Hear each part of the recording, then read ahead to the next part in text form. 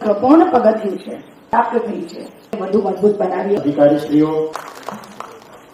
ભારતીય ઝઘડિયા શ્રી અધિકારીશ્રી. રાજ્ય સરકારે પણ પંચાયતની રાજ સંસ્થાઓને વધુ મજબૂત બનાવવા માટે ગ્રામ વિકાસને વેગ આપવા અને લોકો સુધી પારદર્શક તથા અસરકારક વહીવટ પહોંચાડવા માટે અનેક લોક કલ્યાણકારી યોજનાઓ સફળતાપૂર્વક અમલમાં મૂકી છે.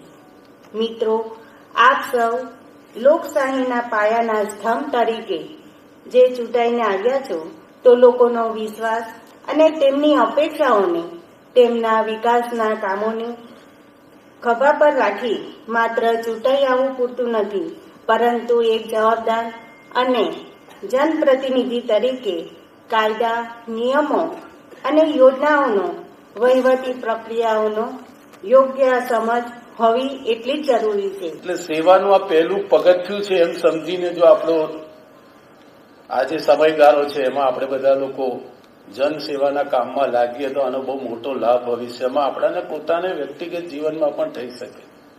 પણ કહેવાનું કે સરકારને અભિનંદન આપીએ કે જે ચૂંટાયેલા છે એની પણ ચિંતા કરીને જે સરકારની યોજના છે એ સાકાર થાય.